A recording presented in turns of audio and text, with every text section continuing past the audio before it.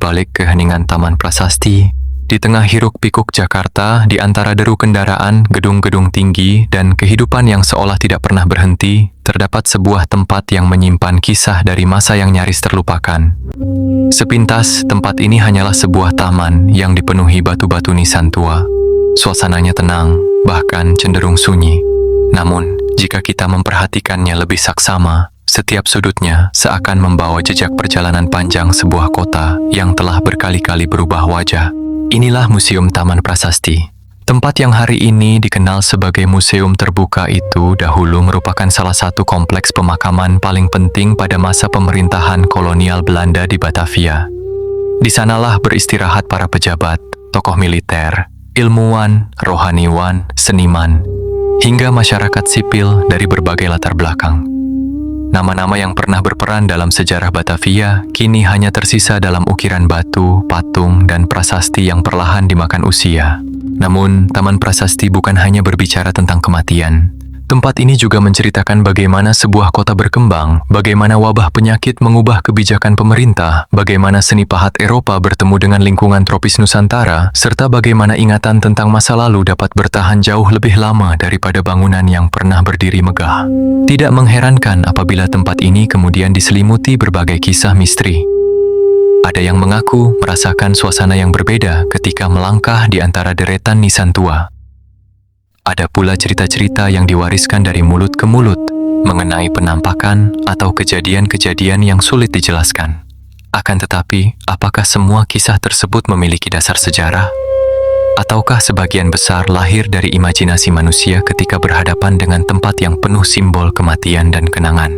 Dalam dokumenter ini, kita akan menelusuri Taman Prasasti melalui dua sudut pandang yang berbeda namun saling melengkapi. Yang pertama adalah sejarah yang disusun berdasarkan arsip, penelitian, dan catatan para sejarawan. Yang kedua adalah misteri yang tumbuh di tengah masyarakat yang akan kita tempatkan sebagai cerita rakyat, kepercayaan, atau dugaan tanpa mencampurkannya dengan fakta sejarah. Dengan demikian, kita dapat memahami mana yang benar-benar didukung oleh bukti, mana yang masih menjadi perdebatan, dan mana yang hidup karena terus diceritakan dari satu generasi kepada generasi berikutnya. Karena seringkali, kenyataan sejarah justru jauh lebih menarik daripada kisah yang dibumbui berbagai mitos. Sebelum kita memulai perjalanan ini, luangkan waktu untuk menyimak setiap bagian hingga selesai. Setiap bab akan membuka lapisan demi lapisan sejarah yang mungkin belum pernah Anda dengar sebelumnya. Semakin jauh kita melangkah, semakin jelas pula bagaimana sebuah kompleks pemakaman tua mampu menjadi saksi bisu perjalanan Batavia hingga berubah menjadi Jakarta yang kita kenal sekarang. Mari kita mulai dari sebuah pertanyaan sederhana, mengapa pemerintah kolonial Belanda sampai harus membangun sebuah kompleks pemakaman besar di luar tembok kota Batavia? Keputusan yang tampaknya biasa itu ternyata lahir dari krisis besar yang pernah mengubah sejarah kota ini dan menjadi awal mula lahirnya tempat yang kini kita kenal sebagai Museum Taman Prasasti. Ketika Batavia menjadi kota yang mematikan, untuk memahami mengapa Taman Prasasti lahir, kita harus kembali ke masa ketika Batavia masih menjadi pusat kekuasaan kolonial Belanda di Nusantara. Pada masa itu, Batavia dikenal sebagai kota yang megah. Kanal-kanal dibangun meniru kota-kota di Belanda. Benteng berdiri kokoh, gedung pemerintahan dan rumah-rumah bergaya Eropa menghiasi pusat kota. Dari kejauhan, Batavia tampak seperti lambang kejayaan sebuah imperium dagang. Namun, di balik kemegahan itu, tersembunyi kenyataan yang jauh lebih kelam. Banyak catatan sejarah menggambarkan Batavia sebagai salah satu kota yang paling tidak sehat di kawasan Asia pada zamannya. Kanal-kanal yang semula dirancang sebagai sarana transportasi perlahan berubah menjadi saluran air yang kotor. Air menggenang, limbah menumpuk, dan nyamuk berkembang biak tanpa kendali. Ditambah lagi dengan iklim tropis yang lembab, berbagai penyakit menular menyebar dengan cepat. Para pendatang dari Eropa seringkali tidak siap menghadapi kondisi tersebut. Banyak di antara mereka yang baru beberapa bulan tinggal di Batavia sudah terserang penyakit. Demam, disentri, kolera, dan berbagai penyakit tropis lainnya merenggut ribuan nyawa. Tidak sedikit pula pejabat tinggi, tentara, hingga pedagang yang mengakhiri hidup mereka jauh dari tanah kelahiran. Karena tingginya angka kematian, Batavia bahkan pernah memperoleh julukan yang mengerikan dari kalangan orang Eropa. Mereka menyebutnya sebagai kuburan bagi orang-orang Eropa. Julukan itu bukan sekadar ungkapan, Berbagai laporan perjalanan, surat pribadi, dan catatan pemerintahan pada masa kolonial menunjukkan bahwa tingkat kematian di Batavia memang sangat tinggi. Banyak orang datang dengan harapan membangun kehidupan baru, tetapi justru dimakamkan di kota yang sama sebelum sempat kembali ke kampung halaman mereka. Pada masa awal kolonial, jenazah umumnya dimakamkan di area gereja atau pekuburan yang berada di dalam tembok kota. Cara seperti ini lazim dilakukan di banyak kota Eropa pada masa itu. Namun, seiring bertambahnya jumlah penduduk dan meningkatnya angka kematian, ruang pemakaman semakin terbatas. Masalahnya tidak berhenti di sana. Seiring berkembangnya ilmu pengetahuan, mulai muncul pemahaman bahwa keberadaan pemakaman di tengah permukiman padat berpotensi memperburuk kondisi kesehatan masyarakat. Meskipun pengetahuan kedokteran saat itu belum secanggih sekarang, pemerintah kolonial mulai menerapkan berbagai kebijakan untuk memperbaiki sanitasi kota. Salah satu langkah penting adalah memindahkan kompleks pemakaman ke luar pusat kota. Keputusan ini bukan semata-mata karena alasan estetika atau keterbatasan lahan, melainkan juga berkaitan dengan upaya menciptakan lingkungan yang dianggap lebih sehat bagi penduduk Batavia. Dari sinilah kemudian muncul sebuah kawasan pemakaman baru yang dibangun di luar tembok kota. Tempat itu dirancang jauh lebih luas, lebih tertata, dan mampu menampung semakin banyak jenazah dari berbagai kalangan masyarakat kolonial. Kelak, kawasan inilah yang dikenal dengan nama Kebon Jahe Kober. Nama yang mungkin terdengar asing bagi sebagian orang saat ini, tetapi memiliki peran yang sangat penting dalam sejarah Jakarta. Selama puluhan tahun, tempat tersebut menjadi lokasi peristirahatan terakhir ribuan orang yang pernah menjadi bagian dari kehidupan Batavia. Inilah fakta sejarah yang dapat ditelusuri melalui arsip pemerintahan kolonial, catatan para peneliti, serta perkembangan tata kota Batavia. Namun, seiring berjalannya waktu, kompleks pemakaman yang sunyi itu mulai memunculkan kisah-kisah lain. Ketika batu nisan semakin tua, pepohonan semakin rindang, dan sebagian makam kehilangan identitas pemiliknya, masyarakat mulai menghubungkan tempat tersebut dengan berbagai cerita yang sulit dibuktikan. Apakah kisah-kisah itu berawal dari sebuah peristiwa nyata? Ataukah semuanya lahir karena manusia selalu merasa ada sesuatu yang berbeda ketika berjalan di antara ribuan makam tua? Untuk menjawab pertanyaan itu, kita harus mengenal lebih dekat seperti apa sebenarnya Kebon Jahe Kober pada masa kejayaannya, sebuah kompleks pemakaman yang bukan hanya menjadi tempat peristirahatan terakhir, tetapi juga cerminan struktur sosial masyarakat kolonial di Batavia. Kebon Jahe Kober, kota sunyi di pinggir Batavia. Ketika pemerintah kolonial memutuskan memindahkan kawasan pemakaman keluar tembok kota Batavia, keputusan itu menandai perubahan penting dalam cara mereka memandang kesehatan, tata kota, dan ruang publik. Dari kebijakan tersebut lahirlah sebuah kompleks pemakaman baru yang kemudian dikenal sebagai Kebon Jahe Kober. Nama itu mungkin terdengar sederhana, namun di baliknya tersimpan salah satu saksi bisu paling penting dalam sejarah Jakarta. Kompleks pemakaman ini mulai digunakan pada penghujung abad ke-18. Lokasinya dipilih karena berada di luar kawasan kota lama yang saat itu masih dikelilingi benteng. Jarak tersebut dianggap cukup aman dari pusat permukiman, sekaligus memberikan ruang yang lebih luas bagi pemakaman yang terus bertambah setiap tahunnya. Berbeda dengan pemakaman modern yang umumnya dipenuhi batu nisan dengan bentuk seragam, Kebon Jahe Kober justru memperlihatkan keberagaman yang mencerminkan masyarakat kolonial pada masanya. Di sana terdapat makam para gubernur, perwira militer, pejabat pemerintahan, pengusaha, dokter, rohaniwan, ilmuwan, hingga keluarga mereka. Tidak sedikit pula makam anak-anak yang meninggal pada usia sangat muda. Sebuah pengingat betapa rentannya kehidupan pada masa ketika penyakit masih sulit diatasi. Bentuk nisannya pun beragam. Ada yang sederhana, hanya berupa batu dengan ukiran nama dan tanggal wafat. Namun, ada pula monumen megah yang dihiasi patung malaikat, obor yang dipadamkan sebagai lambang berakhirnya kehidupan, rangkaian bunga batu yang melambangkan duka, hingga pilar-pilar bergaya klasik yang menunjukkan pengaruh seni Eropa. Bagi para sejarawan, setiap ukiran memiliki arti. Patung malaikat sering dimaknai sebagai simbol perlindungan atau pengharapan akan kehidupan setelah kematian.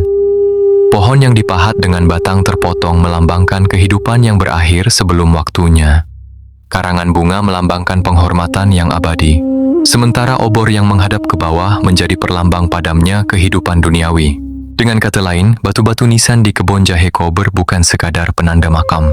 Masing-masing adalah dokumen sejarah yang dipahat di atas batu. Dari nama, gelar, bahasa yang digunakan, hingga bentuk hiasannya, para peneliti dapat menelusuri asal-usul seseorang, kedudukan sosialnya, bahkan perkembangan seni pahat pada masa kolonial. Namun, di balik kemegahan sebagian makam, terdapat kenyataan lain yang tidak kalah menarik. Tidak semua orang memperoleh monumen yang besar dan indah. Seperti halnya kehidupan masyarakat kolonial yang mengenal perbedaan kelas sosial, kawasan pemakaman ini juga memperlihatkan perbedaan tersebut. Orang-orang yang memiliki kedudukan tinggi umumnya dimakamkan dengan monumen yang lebih megah. Sementara makam masyarakat biasa cenderung lebih sederhana. Fakta ini menjadi pengingat bahwa bahkan setelah kematian, struktur sosial pada masa kolonial masih meninggalkan jejak yang dapat kita lihat hingga hari ini. Seiring berjalannya waktu, kompleks pemakaman itu semakin luas. Pepohonan tumbuh rindang, jalan-jalan kecil membelah deretan makam. Suasananya tenang, jauh dari keramaian pusat Batavia. Ironisnya, ketenangan inilah yang kemudian menjadi awal lahirnya berbagai cerita. Ketika seseorang berjalan sendirian melewati ratusan nisan tua yang sebagian telah tertutup lumut, bayangan pepohonan yang bergerak tertiup angin kerap memunculkan kesan seolah ada sosok yang mengawasi dari kejauhan. Dari sinilah berkembang berbagai cerita yang diwariskan secara lisan. Sebagian orang mengaku mendengar langkah kaki ketika tidak ada seorang pun di sekitar mereka. Ada pula yang bercerita melihat bayangan putih melintas di antara pepohonan pada waktu senja. Namun, penting untuk dipahami bahwa hingga saat ini tidak ada bukti sejarah maupun bukti ilmiah yang dapat memverifikasi kisah-kisah tersebut sebagai peristiwa nyata. Cerita semacam ini termasuk ke dalam cerita rakyat modern yang berkembang dari pengalaman pribadi, penafsiran, atau kepercayaan masyarakat. Kisah-kisah itu menjadi bagian dari identitas budaya tempat ini, tetapi tidak dapat diperlakukan sebagai fakta sejarah. Yang justru benar-benar dapat dibuktikan adalah usia kompleks pemakaman ini yang sangat panjang. Selama lebih dari 1 abad, ribuan pemakaman dilakukan di kawasan tersebut. Setiap batu nisan menjadi penanda perubahan zaman, pergantian pemerintahan, wabah penyakit, hingga perjalanan hidup orang-orang yang pernah membentuk sejarah Batavia. Dan di antara ribuan nama yang kini hampir terlupakan, terdapat beberapa tokoh yang jejak kehidupannya masih dapat ditelusuri melalui arsip dan peninggalan sejarah. Mereka bukan hanya penghuni Kebon Jahe Kober, tetapi juga saksi dari masa ketika Batavia menjadi pusat pemerintahan kolonial di Nusantara. Siapakah mereka, dan mengapa sebagian makam mereka masih menarik perhatian para peneliti hingga sekarang? Itulah perjalanan yang akan kita lanjutkan pada bab berikutnya. Dari kota orang mati menjadi museum sejarah, tidak ada tempat yang benar-benar kebal terhadap perubahan zaman. Hal itu juga berlaku bagi Kebon Jahe Kober. Selama lebih dari 1 abad, kompleks pemakaman ini menjadi tempat peristirahatan terakhir ribuan orang. Namun, seiring berkembangnya Jakarta setelah masa kolonial berakhir, wajah kota berubah dengan sangat cepat. Permukiman meluas, jalan-jalan diperlebar, dan kebutuhan akan ruang publik terus meningkat. Pemakaman yang dahulu berada di pinggiran kota perlahan justru berada di tengah kawasan yang semakin padat. Keadaan tersebut menimbulkan pertanyaan besar. Bagaimana masa depan kompleks pemakaman yang begitu luas ini? Pada pertengahan abad ke-20, kawasan Kebon Jahe Kober akhirnya tidak lagi difungsikan sebagai tempat pemakaman aktif. Keputusan tersebut merupakan bagian dari penataan kota yang terus berkembang. Sebagian area mengalami perubahan fungsi, sementara berbagai makam dan monumen bersejarah menghadapi risiko rusak atau bahkan hilang. Bagi para sejarawan dan pemerhati cagar budaya, situasi itu menjadi sebuah peringatan. Apabila tidak ada upaya pelestarian, Jakarta berpotensi kehilangan salah satu sumber sejarah terpenting yang masih bertahan sejak masa kolonial. Beruntung, kesadaran akan pentingnya warisan sejarah mulai tumbuh. Pemerintah kemudian mengambil langkah untuk menyelamatkan berbagai peninggalan yang masih tersisa. Batu-batu nisan yang memiliki nilai sejarah dikumpulkan, didata, dan dirawat. Berbagai monumen pemakaman yang masih dapat diselamatkan dipertahankan sebagai bagian dari koleksi. Melalui proses inilah kawasan tersebut akhirnya berubah menjadi Museum Taman Prasasti. Perubahan ini bukan sekadar pergantian nama, fungsinya pun berubah secara mendasar. Jika dahulu orang datang untuk mengantarkan keluarga atau kerabat ke peristirahatan terakhir, kini pengunjung datang untuk mempelajari sejarah, arsitektur, seni pahat, dan perjalanan panjang Jakarta. Disinilah letak keunikan Museum Taman Prasasti. Museum ini tidak dipenuhi lukisan atau benda-benda kecil yang tersimpan dalam lemari kaca. Koleksi utamanya justru berada di ruang terbuka. Batu nisan, patung, prasasti, dan monumen menjadi media yang menceritakan sejarah dengan cara yang sangat berbeda. Bahkan, banyak ahli melihat museum ini sebagai salah satu contoh penting museum lapangan, tempat lanskap, dan koleksinya sama-sama menjadi bagian dari cerita. Di antara koleksi tersebut terdapat beragam gaya seni pahat Eropa yang berkembang selama beberapa generasi. Pengaruh neoklasik, gotik, hingga berbagai simbol keagamaan dapat ditemukan berdampingan dalam satu kawasan. Bagi pengunjung yang hanya melihat sekilas, semuanya mungkin tampak serupa. Namun, bagi arkeolog dan sejarawan, setiap bentuk pahatan mengandung informasi. Jenis batu yang digunakan dapat menunjukkan teknologi pada zamannya. Bahasa yang dipahat pada prasasti dapat menggambarkan latar belakang pemilik makam. Bentuk huruf bahkan dapat membantu memperkirakan periode pembuatannya apabila sebagian tulisan telah rusak. Dengan kata lain, Museum Taman Prasasti bukan hanya menyimpan nama-nama orang yang telah meninggal. Museum ini juga menyimpan perkembangan seni, bahasa, kepercayaan, dan perubahan sosial yang berlangsung selama ratusan tahun. Inilah alasan mengapa kawasan ini memiliki nilai yang jauh melampaui fungsi awalnya sebagai kompleks pemakaman. Namun, perubahan dari pemakaman menjadi museum ternyata melahirkan konsekuensi lain yang tidak pernah diduga. Semakin banyak pengunjung datang, sebagian datang untuk belajar sejarah, sebagian lagi datang untuk mengagumi keindahan arsitektur batu nisannya. Tetapi ada pula yang datang dengan tujuan yang sama sekali berbeda, ingin mencari pengalaman mistis. Suasana yang sunyi, pepohonan tua yang menaungi jalan setapak, serta deretan patung yang diam membisu seringkali memunculkan kesan seolah waktu berhenti di tempat ini. Dalam kondisi seperti itulah, imajinasi manusia bekerja lebih kuat daripada biasanya. Sedikit suara dedaunan yang bergesekan dapat terasa seperti langkah kaki. Bayangan cahaya sore yang mengenai patung marmer dapat terlihat menyerupai sosok yang bergerak. Fenomena seperti ini dikenal dalam psikologi sebagai kecenderungan manusia untuk mencari pola atau makna pada rangsangan yang sebenarnya bersifat biasa. Artinya, suasana sebuah tempat dapat memengaruhi cara seseorang menafsirkan apa yang mereka lihat dan dengar. Penjelasan tersebut bukan berarti menafikan pengalaman pribadi seseorang. Namun, hingga saat ini, berbagai cerita mengenai penampakan di Museum Taman Prasasti tetap berada dalam ranah pengalaman individual dan cerita rakyat. Cerita-cerita itu tidak didukung oleh bukti sejarah maupun bukti ilmiah yang dapat diverifikasi. Yang tidak dapat disangkal, justru adalah kenyataan bahwa suasana museum ini memang sangat berbeda dibandingkan museum-museum lain di Jakarta. Dan mungkin justru karena perbedaan itulah Museum Taman Prasasti terus mengundang rasa ingin tahu. Tetapi jika kita memperhatikan lebih dekat, ada satu hal yang bahkan lebih menarik daripada kisah-kisah mistis tersebut. Hampir setiap nisan, patung, dan monumen di tempat ini dipenuhi lambang-lambang yang dibuat dengan sengaja. Tidak ada pahatan yang hadir tanpa makna.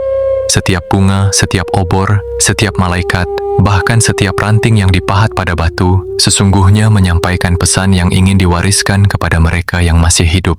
Membaca simbol-simbol itu ibarat mempelajari sebuah bahasa yang telah lama terlupakan, namun masih dapat dipahami jika kita mengetahui artinya. Bahasa sunyi yang dipahat di atas batu. Bagi sebagian orang, deretan nisan di Museum Taman Prasasti mungkin tampak serupa. Batu berwarna putih atau keabu-abuan dipenuhi lumut dengan tulisan yang mulai memudar dimakan waktu. Namun, bagi sejarawan, arkeolog, dan pemerhati seni, setiap nisan memiliki bahasa yang unik. Bahasa yang tidak diucapkan, melainkan dipahat. Di Eropa, terutama sejak abad ke-17 hingga abad ke-19, seni pemakaman berkembang menjadi bentuk ekspresi yang sangat kaya akan simbol. Tradisi itu kemudian ikut terbawa ke Batavia melalui para pemahat, arsitek, dan keluarga-keluarga Eropa yang menetap di Hindia Belanda. Karena itulah, banyak nisan di Museum Taman Prasasti tidak dibuat sekadar untuk menandai lokasi pemakaman. Nisan-nisan tersebut juga dimaksudkan untuk menyampaikan pesan kepada siapapun yang membacanya. Salah satu simbol yang paling sering dijumpai adalah malaikat. Dalam tradisi kekristenan, malaikat melambangkan perlindungan, pengharapan, serta keyakinan akan kehidupan setelah kematian. Posisi tangan, arah pandangan, bahkan ekspresi wajah patung malaikat seringkali dibuat dengan makna tertentu. Ada malaikat yang memandang ke langit, seolah mengarahkan perhatian kepada kehidupan yang diyakini berada di alam berikutnya. Ada pula yang menundukkan kepala, menggambarkan duka dan penghormatan. Simbol lain yang kerap ditemukan adalah obor. Jika obor dipahat dengan nyala api mengarah ke atas, maknanya sering dihubungkan dengan semangat kehidupan atau harapan yang tetap menyala. Sebaliknya, obor yang menghadap ke bawah biasanya dimaknai sebagai lambang kehidupan yang telah berakhir. Kemudian ada rangkaian bunga. Bunga mawar sering dikaitkan dengan cinta dan kenangan. Daun palem melambangkan kemenangan atas kematian menurut tradisi keagamaan tertentu. Karangan bunga melingkar menjadi simbol keabadian karena bentuk lingkaran tidak memiliki awal maupun akhir. Sementara itu, salah satu simbol yang paling menyentuh adalah batang pohon yang patah. Pahatan seperti ini biasanya digunakan pada makam seseorang yang meninggal pada usia muda atau sebelum menyelesaikan perjalanan hidupnya. Pohon yang terputus menggambarkan kehidupan yang berhenti sebelum mencapai pertumbuhan yang utuh. Simbol ini dapat ditemukan pada sejumlah makam di Museum Taman Prasasti dan menjadi pengingat bahwa tidak semua kisah memiliki akhir yang panjang. Tidak hanya gambar yang berbicara. Tulisan pada batu nisan juga menyimpan banyak informasi. Sebagian besar menggunakan bahasa Belanda. Namun, ada pula yang memuat bahasa Latin sebagai ungkapan penghormatan atau kutipan keagamaan. Dari gaya penulisan dan pilihan katanya, para peneliti dapat memahami nilai-nilai yang hidup pada masyarakat kolonial saat itu. Beberapa prasasti bahkan memuat kalimat yang sangat puitis. Isinya bukan hanya mencatat nama dan tanggal wafat, melainkan juga ungkapan cinta dari keluarga yang ditinggalkan, penghormatan kepada jasa seseorang, atau harapan agar mereka dikenang oleh generasi berikutnya. Ironisnya, harapan itu benar-benar terwujud. Ratusan tahun telah berlalu, tetapi nama-nama tersebut masih dibaca oleh para pengunjung yang datang dari berbagai penjuru Indonesia dan dunia. Disinilah Museum Taman Prasasti menjadi lebih dari sekadar kumpulan makam tua. Isu adalah perpustakaan terbuka. Bedanya, halaman-halamannya terbuat dari batu. Namun, seperti buku tua yang kehilangan sebagian lembarannya, tidak semua kisah dapat dibaca dengan utuh. Sebagian tulisan telah aus. Sebagian nisan mengalami kerusakan akibat cuaca tropis yang lembab. Ada pula monumen yang kehilangan bagian-bagian tertentu karena usia atau peristiwa yang terjadi selama perjalanan panjangnya. Kekosongan inilah yang seringkali diisi oleh imajinasi. Ketika sebuah nama tidak lagi terbaca, orang mulai bertanya-tanya siapa pemilik makam tersebut. Ketika sebuah patung kehilangan wajahnya akibat pelapukan, muncul cerita bahwa kerusakan itu disebabkan oleh hal-hal gaib. Padahal, dalam banyak kasus, penjelasannya jauh lebih sederhana. Marmer dan batu alam bukanlah bahan yang abadi. Perubahan suhu, hujan, kelembapan, lumut, serta polusi udara selama puluhan bahkan ratusan tahun dapat mengikis permukaan batu sedikit demi sedikit. Apa yang kini tampak misterius seringkali merupakan hasil dari proses alam yang berlangsung sangat lama. Fakta ini penting untuk dipahami, karena semakin kita mengenal sejarah dan ilmu di balik koleksi Museum Taman Prasasti, semakin kita menyadari bahwa tempat ini tidak membutuhkan cerita yang dilebih-lebihkan agar terasa menarik. Sejarahnya sendiri sudah cukup luar biasa. Meski demikian, satu pertanyaan masih sering muncul di benak para pengunjung. Jika tempat ini begitu kaya akan nilai sejarah, mengapa justru kisah-kisah mistis yang lebih sering beredar di masyarakat? Jawabannya ternyata tidak hanya berkaitan dengan suasana museum, tetapi juga dengan cara manusia memandang kematian, mengingat masa lalu, dan membangun cerita dari sesuatu yang tidak sepenuhnya mereka pahami. Di sanalah sejarah dan legenda mulai bertemu, meski tidak selalu berjalan di jalur yang sama. Menjaga jejak waktu yang terus memudar. Sejarah bukan hanya tentang menemukan peninggalan masa lalu. Yang jauh lebih sulit adalah mempertahankannya. Itulah tantangan yang dihadapi Museum Taman Prasasti hingga hari ini. Setiap batu nisan, patung, dan prasasti yang berdiri di kawasan ini terus berhadapan dengan musuh yang tidak pernah berhenti bekerja, waktu. Tidak seperti benda-benda museum yang disimpan di dalam ruangan dengan suhu dan kelembapan yang terkendali, sebagian besar koleksi Museum Taman Prasasti berada di ruang terbuka. Selama puluhan bahkan ratusan tahun, koleksi-koleksi tersebut menerima terpaan hujan, panas matahari, perubahan suhu, kelembapan udara, lumut, jamur, hingga polusi dari kota yang terus berkembang di sekelilingnya. Semua itu meninggalkan jejak. Tulisan yang dahulu dipahat dengan sangat jelas perlahan mulai memudar. Permukaan marmer kehilangan kilau alaminya.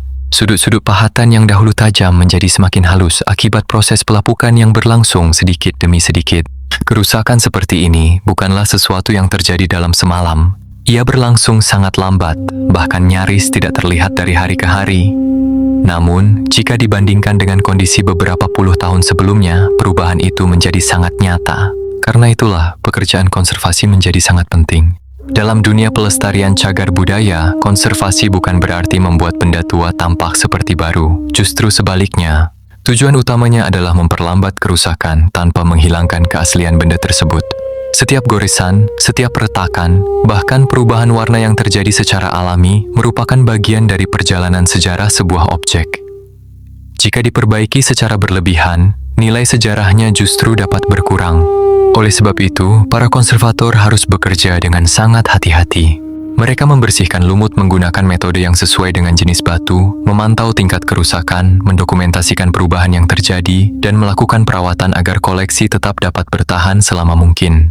Semua proses itu dilakukan berdasarkan kaidah pelestarian cagar budaya, bukan sekadar mempercantik tampilannya. Disinilah kita mulai menyadari bahwa Museum Taman Prasasti bukan hanya tempat untuk mengenang masa lalu.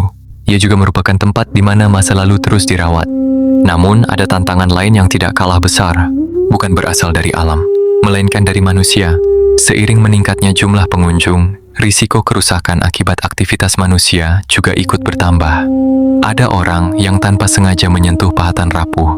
Ada yang memanjat monumen demi mendapatkan sudut foto yang unik. Bahkan, pada berbagai situs bersejarah di dunia, tindakan vandalisme seperti mencoret atau merusak peninggalan kuno menjadi persoalan yang terus dihadapi. Karena itu, setiap pengunjung sebenarnya memiliki peran penting dalam menjaga warisan sejarah. Menghargai situs bersejarah tidak selalu berarti melakukan sesuatu yang besar. Terkadang, cukup dengan tidak menyentuh koleksi, tidak memindahkan apapun, dan mematuhi aturan yang berlaku. Sikap sederhana itu dapat membantu peninggalan sejarah bertahan untuk dinikmati oleh generasi berikutnya. Ironisnya, semakin tua sebuah benda, semakin sulit pula menggantikannya. Jika sebuah batu nisan yang telah bertahan selama ratusan tahun rusak, yang hilang bukan hanya sepotong batu. Yang hilang adalah bagian dari sejarah. Tulisan yang terhapus mungkin tidak akan pernah bisa dibaca kembali. Ukiran yang patah mungkin tidak akan pernah bisa dipulihkan sepenuhnya. Dan informasi yang lenyap bersama kerusakan itu bisa jadi menghilang untuk selamanya. Inilah sebabnya para sejarawan sering mengatakan bahwa cagar budaya adalah sumber sejarah yang tidak dapat diperbarui. Sekali hilang, ia tidak dapat diciptakan kembali. Di balik seluruh upaya pelestarian tersebut, Museum Taman Prasasti tetap menjalankan perannya sebagai jembatan antara masa lalu dan masa kini. Tempat ini mengingatkan kita bahwa sebuah kota bukan hanya dibangun oleh gedung-gedung baru, tetapi juga oleh ingatan terhadap mereka yang pernah hidup, bekerja, dan membentuk sejarahnya. Mungkin itulah alasan mengapa Taman Prasasti masih terus menarik perhatian hingga sekarang. Bukan karena kisah-kisah angker yang sering beredar, melainkan karena di tempat inilah kita dapat melihat bagaimana sejarah, seni, arkeologi, dan kehidupan manusia bertemu dalam satu ruang yang sama. Dan ketika kita akhirnya meninggalkan gerbang museum, satu pertanyaan perlahan muncul di benak. Apa sebenarnya warisan terbesar yang ditinggalkan Taman Prasasti kepada Jakarta? Apakah deretan batu nisannya? Tokoh-tokoh yang dimakamkan di sana? Ataukah pelajaran bahwa sebuah kota hanya akan benar-benar mengenal dirinya sendiri jika ia tidak melupakan masa lalunya? Warisan yang tidak boleh dilupakan. Setiap langkah yang kita ayunkan di Museum Taman Prasasti sesungguhnya adalah perjalanan melintasi waktu. Di tempat ini, masa lalu tidak hanya dikenang. It's my anniversary. Ia masih dapat dibaca. Dan ia masih mengajarkan banyak hal kepada siapapun yang bersedia berhenti sejenak untuk mendengarkannya. Ketika dokumenter ini dimulai, kita mungkin mengira Taman Prasasti hanyalah sebuah kompleks makam tua yang dikenal karena kisah-kisah misterinya. Namun, setelah menelusuri sejarahnya, gambaran itu berubah dengan sendirinya. Kita mengetahui bahwa keberadaan tempat ini berawal dari persoalan kesehatan di Batavia. Kita memahami bagaimana wabah penyakit dan perkembangan tata kota mendorong pemerintah kolonial membangun kompleks pemakaman di luar tembok kota. Kita melihat bagaimana setiap nisan menjadi dokumen sejarah yang merekam nama, usia, profesi, keyakinan, bahkan nilai-nilai yang hidup pada zamannya. Kita juga menyadari bahwa berbagai simbol yang dipahat pada batu bukanlah hiasan semata, melainkan bahasa yang diwariskan kepada generasi setelahnya. Dan yang tidak kalah penting, kita belajar membedakan antara fakta sejarah dan cerita yang tumbuh di tengah masyarakat. Legenda, cerita mistis, dan pengalaman pribadi adalah bagian dari kebudayaan. Cerita-cerita itu menunjukkan bagaimana manusia memaknai tempat yang berkaitan dengan kematian, kenangan, dan masa lalu. Namun, legenda tetaplah legenda. Sementara sejarah harus berdiri di atas bukti. Dengan menjaga perbedaan itu, kita tidak sedang mengurangi daya tarik Taman Prasasti.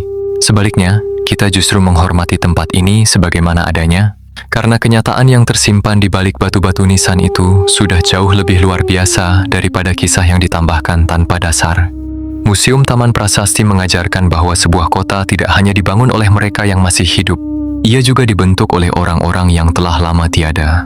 Para pejabat yang pernah mengambil keputusan penting, para dokter yang berjuang menghadapi wabah, para rohaniwan yang melayani masyarakat, para ilmuwan yang meninggalkan catatan, para keluarga yang kehilangan orang-orang tercinta, bahkan anak-anak yang hidupnya berakhir terlalu cepat. Mereka semua adalah bagian dari perjalanan panjang yang membentuk Batavia hingga akhirnya berkembang menjadi Jakarta. Tanpa mereka, sejarah kota ini tidak akan pernah lengkap. Mungkin itulah makna terdalam dari Museum Taman Prasasti.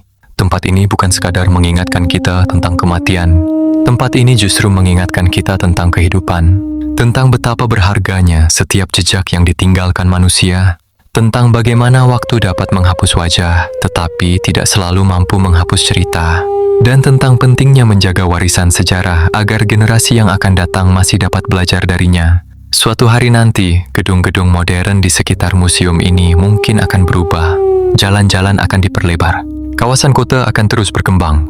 Namun selama Museum Taman Prasasti tetap dirawat dan dihargai, ia akan terus menjadi pengingat bahwa Jakarta memiliki akar sejarah yang panjang, rumit, dan penuh pelajaran. Karena pada akhirnya, sebuah bangsa yang mengenal sejarahnya akan lebih memahami jati dirinya. Dan sebuah kota yang menjaga peninggalan masa lalunya sedang menjaga ingatan kolektif seluruh warganya.